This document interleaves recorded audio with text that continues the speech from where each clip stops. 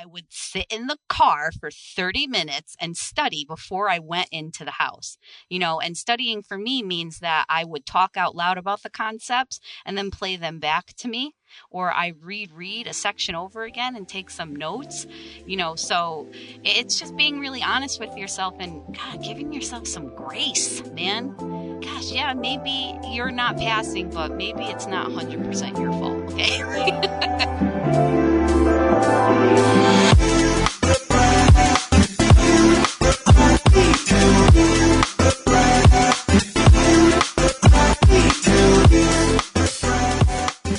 What if one conversation could save a life?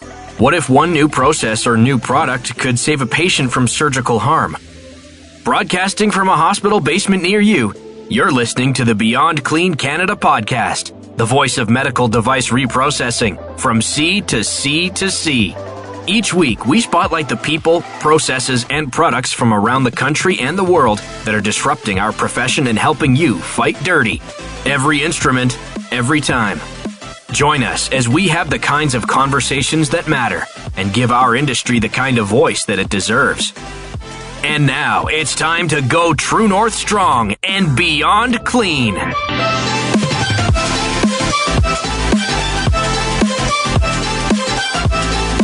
back, all you Canadian clean. We have a very exciting episode with our guest from Connecticut, Sarah B. Cruz. She'll be discussing lots of fun stuff with us and about her visits to Canada because we are one of her favorites. We'll get started here. Just a little word from our sponsors.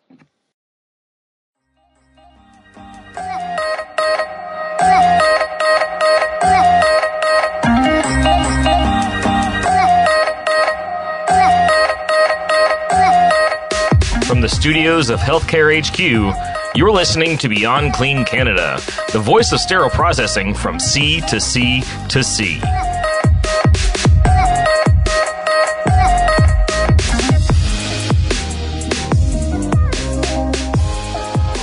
Hey, all you Canadian clean freaks out there. Welcome to another episode of the Beyond Clean Canada podcast with Stacey and Barry. Today's episode, we have Sarah B. Cruz. She's going to talk about her recent trip to Halifax, her upcoming trip to Nova Scotia, and what it is that just keeps her bringing back to the East Coast of Canada. She's going to talk about her deep dive 52-part self-help study series that she did with Beyond Clean. Absolutely incredible. And she's going to talk a little bit about her own company, Precept Company, what the mission is, and what she's doing with that. And if we have any more time, we're going to talk about some other interesting stuff. So join us for this informative conversation. Welcome, Sarah. Hey, thanks for having me. Do you want to tell our listeners just a little bit about yourself? Oh, yeah, I am Sarah B. Cruz. I have a bunch of different letters after my name. Just means I'm really into sterile processing. I am going to try to remember to use the term MDR nerd throughout this episode to pay respects to my medical device reprocessing up in old Canada. We love having you to the north there. And I am passionate for this industry. I am an industry advocate. I did some phenomenal work with the HSPA as a past board of director. Like Barry mentioned, I host podcasts. I enjoy writing. And, if it's sterile processing, I'm just all about it. I want to help create this next wave of industry professionals. And I just love hanging out with my colleagues like you too. So thanks for having me. Oh my gosh, no, thanks for joining us. Absolutely. So I hear you're traveling to the East Coast again soon. Or you were there last year as well in Halifax with Barry. You did a speaking segment. So what keeps bringing you back to Halifax, Sarah? Oh, man. It's not just the golf, right? Oh, the golf courses are so nice there that I wouldn't shame them with my slice, my terrible hook. But my short game's okay. Yeah, no. But anyways, I keep coming back because it's just such a good group of people and professionals, Sometimes when we go up north, and, like I said, I'm from Connecticut. So a lot of the times we think of Nova Scotia, and that for us is just a little boat ride away. It's not too far. But you go there and it's an entirely different world, not just the people, but the sterile processing industry in itself. So when I came last year to the Halifax conference that was sponsored by Solventum, I learned so much about the pulse of sterile processing somewhere else, because I think sometimes we get really accustomed to what we're experiencing. So when I went up there, I learned a lot about the different processes that everyone's going through. I learned a lot about where you're at professionally with the government and viewing the profession in a certain light. And I want to keep coming back to help build that camaraderie and offer that, assistance and, showing that things can come through if we all just work together as an industry. It's the learning from each other, right? Yeah, definitely. We're all in this together. And, like Stacey was saying too, at the conference last year with Sarah at Medrans, and, I had a chance to meet you in person, and, that was phenomenal, and you gave a great presentation.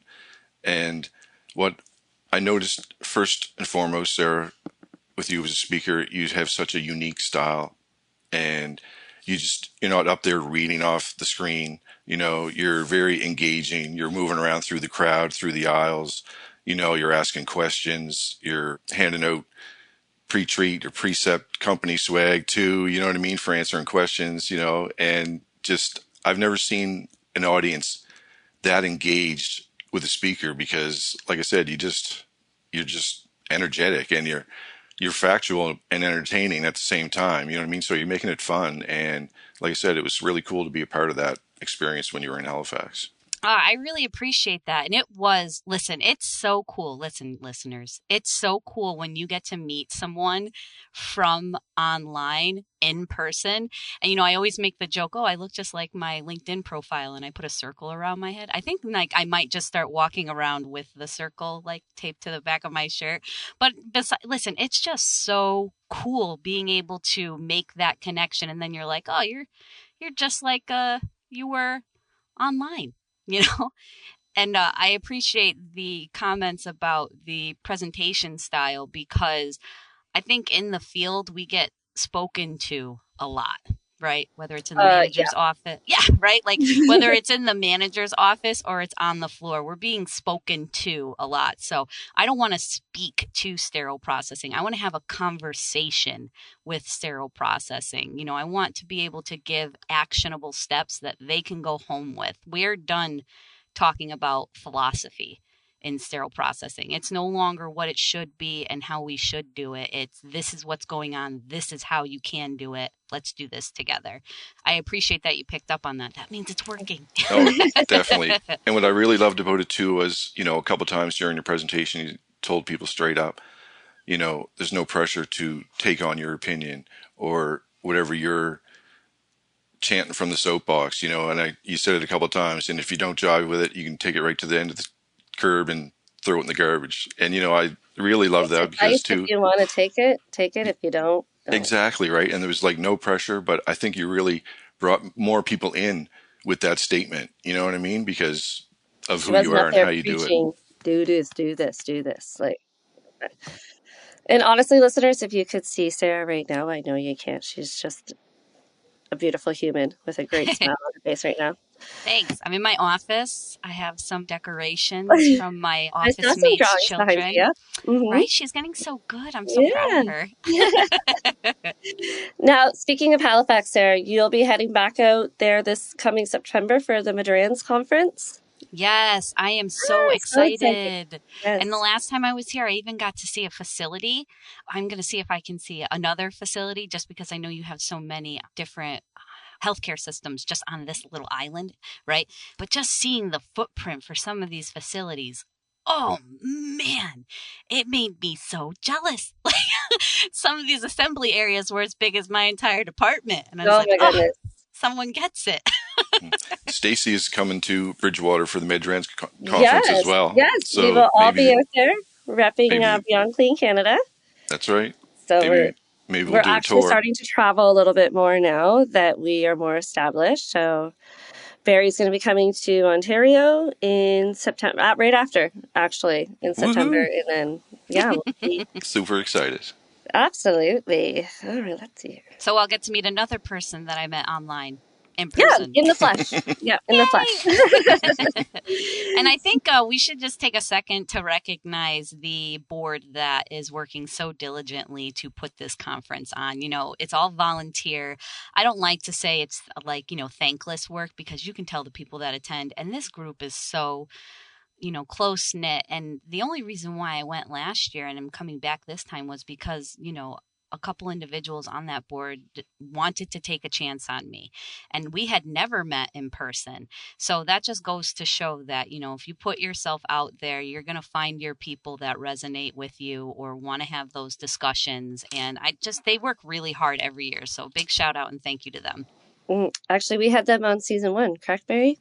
Becky Yes, we had Pam and Becky both on, you Yep. know, two icons from the East Coast for sure. And I've been a proud card-carrying member of the association for a long time now. And every conference I've seen the executive pull together and just put on a phenomenal show for everybody, right? So it's good to see every time. Like I said, it keeps me coming back too, right? So And I don't know how it works in the States, but all the boards here in Canada, like let's say the Madrans, MDRO, CAMDAR, they're all volunteer boards. So no one's actually, these aren't paid positions. These are people who are passionate about the industry, volunteering their time to make sure that people stay educated, standards stay up to date. Conferences are being held so the technicians can get their education to stay certified. So kudos to all those people. yeah, definitely setting the example for sure. Yeah, and you know, and I found that interesting because when I went up the last time, a number of the attendees, as well as, you know, other professionals, were discussing the change in recognition from the allied health to support services. Whereas in my healthcare system, we just moved from support services to allied health, which is huge. And it's huge. It's huge because that just doesn't happen in America. So, well, I can't speak for all the states, but my impression, right? And then so when I went and I talked to some of the colleagues up there, you know, they were sharing their discouragement, you know, but through that discouragement, they got really proactive and actionable, which I found extremely, it's just so impressive, right? And it was enlightening to hear that they're there getting their certification, working diligently in the name of patient safety to be moved to this different category and their impression of that. So I'm looking forward to learning more about that growth and what they've been doing in the back end to try and help support that. Like you said, Sarah, that's definitely a hot button topic. And in Nova Scotia, there's a region, we were talking about it pre-taping here, about the golf courses in Cape Breton. Well, the actual MDR techs in Cape Breton are still in healthcare. So, you know what I mean? That's great for them. You know what I mean? And we're trying to fight to get back in. But like we were saying, it's part of that revolution, part of the renaissance. Let's sweep in MDR. And yeah, it's definitely going to take everybody in it to achieve that goal. Yeah, agreed. And I know I can promise that any of the work we're doing here that I know about, I will be sharing it. So don't ever hesitate. You know, we'll just have to change some of our wording because we don't say some words you guys do, you know. So. But anything I can do, that'll be awesome. Definitely. Very much appreciated for sure. So, Sarah, let's talk a little bit about your 52-part series with Beyond Clean and let our Canadian listeners know how to scoop up some extra CE credits here.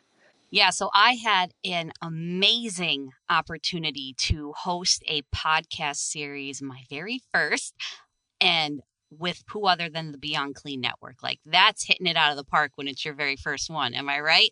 So, and it was amazing. It's called Confident Certification.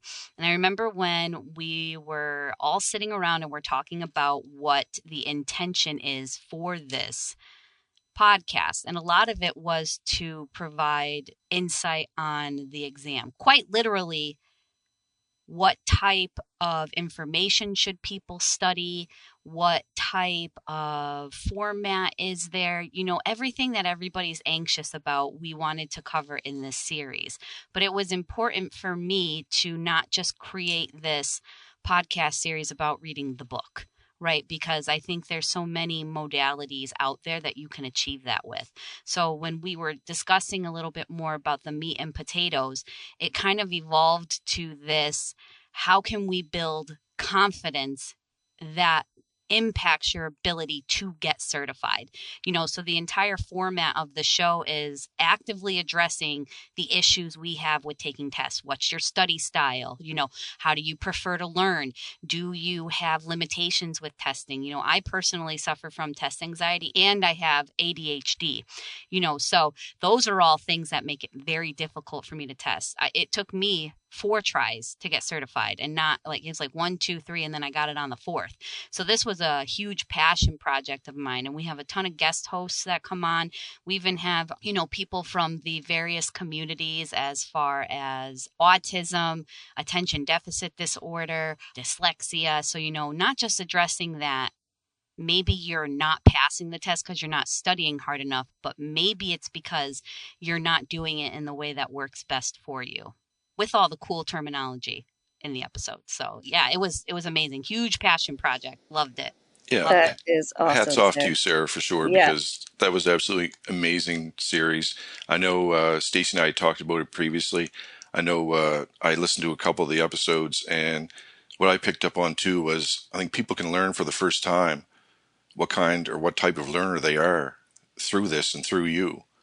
And that educational journey, that self-knowledge journey as well, like I think they're intertwined like along the way. And I think that transformation and metamorphosis that takes place, like people need this to go, sometimes you got to go through a little bit of pain to go through a little bit of joy, right? And experience that.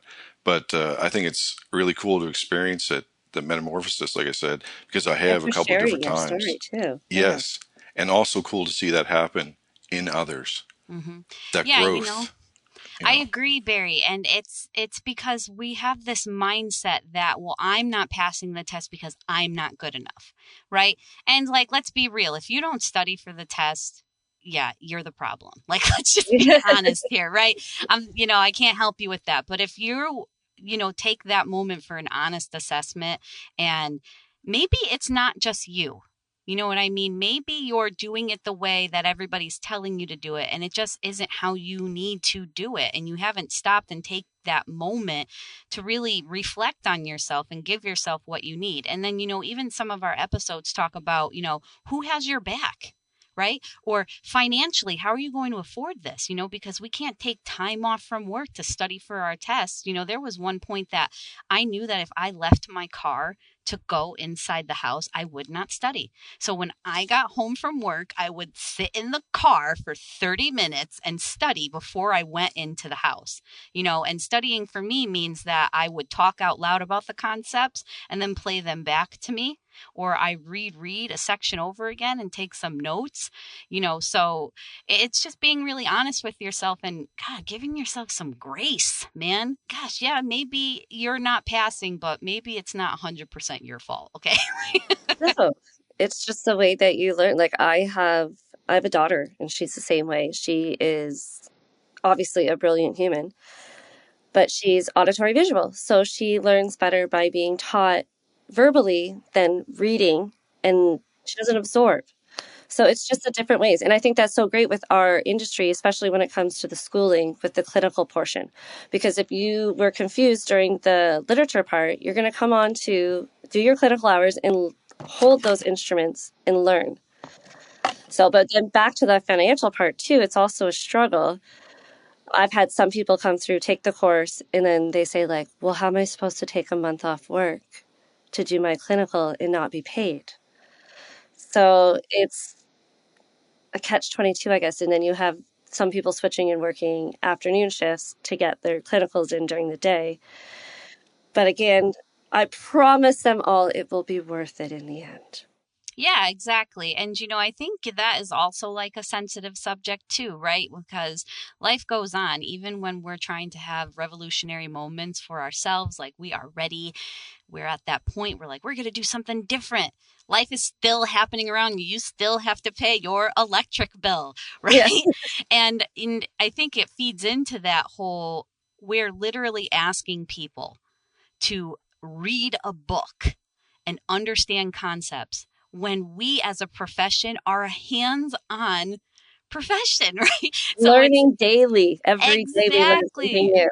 I make that joke all the time, and I know Barry's heard me say it, so I'm sorry, Barry. But just when you think you have everything figured out in sterile processing, you're wrong. So it's changed between ISO and the FDA. Everything's wrong. Okay, so but taking that and saying this group of professional who is acting like this and then making them read a book, because in America, you can self-study and take the test, because we also offer a certification that doesn't require clinical hours, which is a whole other discussion in itself, right? So creating volunteer programs, my healthcare system has a HSPA specific volunteer program for people who need to get contact hours. It's free work. I can't get you all the hours, but I can get you some of them, enough to have a job interested in maybe hiring you so you can get the rest of them, right? And then we also have externship hours, but you can only get those if you go through one of the community college programs. You can't just come in and ask for an externship. And that big word is extern, aka not getting paid because you're not an intern, right? So it's an issue we deal with industry wide. That's the first time I've ever heard that term, Sarah. Yeah. What's that? That's the first time I've heard it. So that's interesting. Externship. Yes. Yeah. And Sarah, you've recently completed a tenure on the HSPA Board of Directors. You want to share with Stacey and I and our audience what that was all about and what you thought of that? I have done a lot in the sterile processing industry and professionally, and I have to say that was probably one of the most profound moments in my professional journey. I really enjoyed serving the industry at that high of a level and to that capacity. It was truly rewarding. I actually learned a lot about myself while I was on the board. One, that I can be extremely assertive and very opinionated. Right? So that's not always a bad thing, Sarah. Right. But you get more bees with honey, you know what I'm saying? And I think so, you gotta own it, right? So I also learned a lot about making sure you're all moving in the same mission, right? We all have these different visions for sterile processing, but as long as they're all feeding into the mission of, then you're really working together. So, and it's important to have that diversity in thought and how we should do things, not how we've always done things, because that's what makes that mission worth going for. Because I'm going to work on this part here, and then everybody else is going to work where they work to move us all in that same direction. We can't have a whole bunch of Sarah B. Cruzes out there. One, nobody would ever get any sleep because I don't ever stop talking. And two, I'm a little obnoxious. And then three, we'd all be doing the same thing. You know what I mean? So, and I actually learned that what I wanted to go back to school for, and I've been going to school since I have been on the board of directors. So I'm almost done with my bachelor's degree after 20 something years of no school, and the association did that for me and so much more for the industry. And I was just so proud to be a part of that. You're doing it. We're doing it. It's exciting. We're doing it together. I got elected to that position. I really strive to represent frontline professionals in rooms that they're not in yet. I will always hold a seat for them until they come and sit next to me. And if the table is full, we will go make another one so that there's plenty of room in those rooms. Okay, so I was very happy to speak on behalf of the frontline professional in that space. Sarah, do you know offhand how many states that certification is mandatory, roughly? I think it's 7 right now. Yeah, Connecticut, where I'm from, is one of them. So, making sure that I adjust my scope of thinking is very important, because I have the privilege to work in a state that requires that and recognizes our profession. So making sure, keeping that privilege in check and making sure we're speaking to everybody. But I think it's 7 right now. Cool. Yeah, Stacey and I have talked about this many different times, and there's 2 provinces in Canada so far that certification is mandatory, but where there's more fighting, right? So, like you say, the revolutions. Yeah, actually, there's quite a few too that hospitals, I know for like Ontario, I can't speak for the rest of the provinces, but if you don't have a certification with clinical, they won't hire you. So so it's been tough. It's been tough. So in Connecticut, we allot for 2 years before you have to be certified. So if you start in the field as a greenie, no experience, no certification, you still have to be certified within 2 years legally, but a lot of the healthcare systems require it in 1 year to 18 months. So we'll essentially train you, but when it comes to that point, you gotta... It's up to you. Yeah. Right. And you can take it as many times as you want. And they've had a lot of hands-on experience, so. Correct. And Sarah, you also have your own company on the go, Precept Company. Just, you want to share with Stacey and I and our audience what the mission is and, what you guys are up to there? Yeah, so PreceptCo is all about change management, implementation, and quality management systems. I think that sterile processing is going through a renaissance. Maybe a little bit of a revolution, but more of a renaissance, because this is the time that our industry is developing what it means to be a sterile processing professional. And that's how we're raising our integrity amongst the healthcare space, right? So in this renaissance, we are defining what educators do, who educators are, what is a career ladder, what does it mean to be a tech 1, 2, 3, 7, 8, 9, 10, whatever you have in your facility. Do you need a supervisor? What does a regional director do? These are all positions that exist in the healthcare space, but may or may not have been applied to this technician role.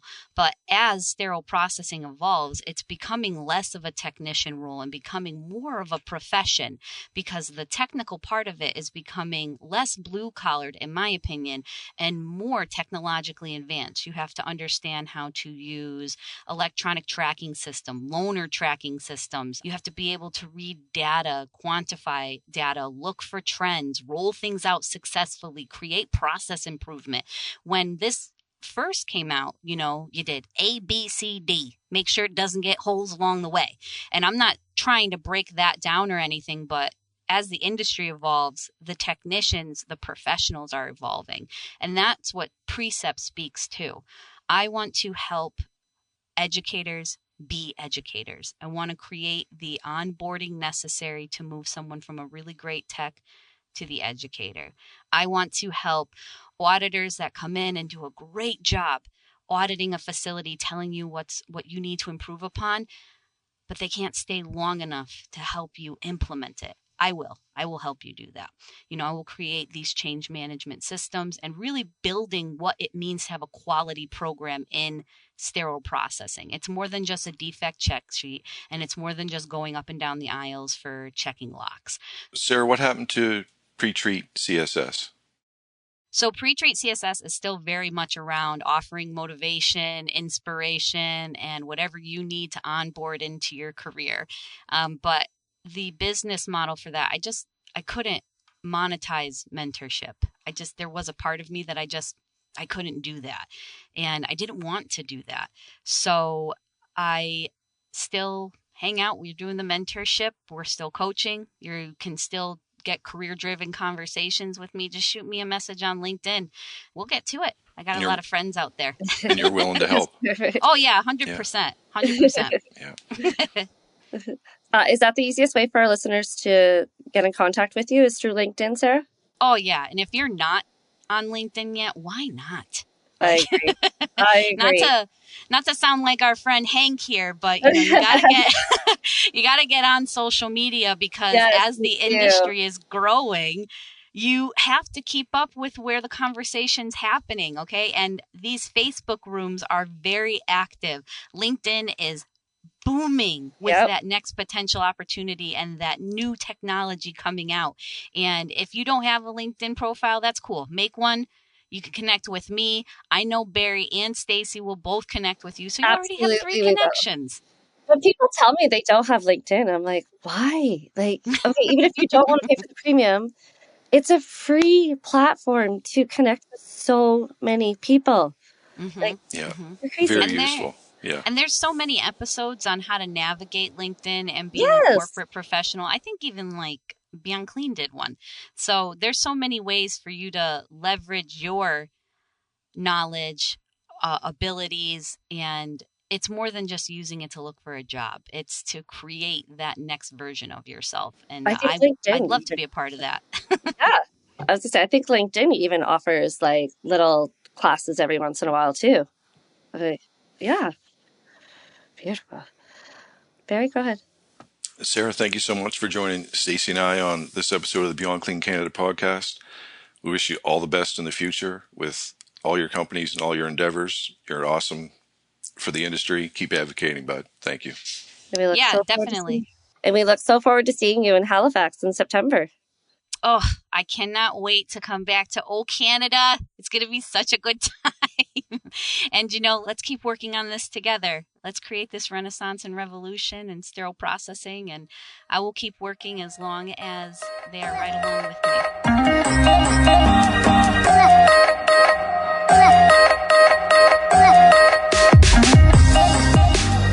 Well, Stace, what'd you think of that episode with Sarah B? That's awesome. She is I could listen to Sarah all day. She's just one of those people with that voice and just her enthusiasm.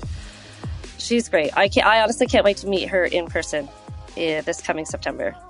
Yeah, she's very exciting. And Stace, yeah, she's like you said it in the intro, she's fun. You know what I mean? She does make it fun. It's just not, some of the topics we cover, yeah, we do take our job super serious. It is that profession for our patients for sure. But when we get a special speaker in front of us, it definitely sticks out. And Sarah sticks out for all the right reasons for sure. I agree. And can't wait to see her in September at the MedRans conference for sure. Absolutely. So thank you all of our clean freaks for tuning in for another episode of Beyond Clean Canada. And remember, keep fighting dirty.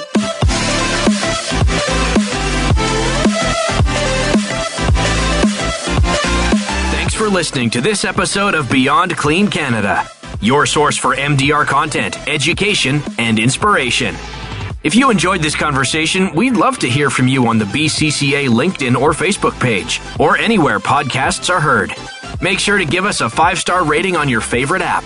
And until we talk again, keep fighting dirty.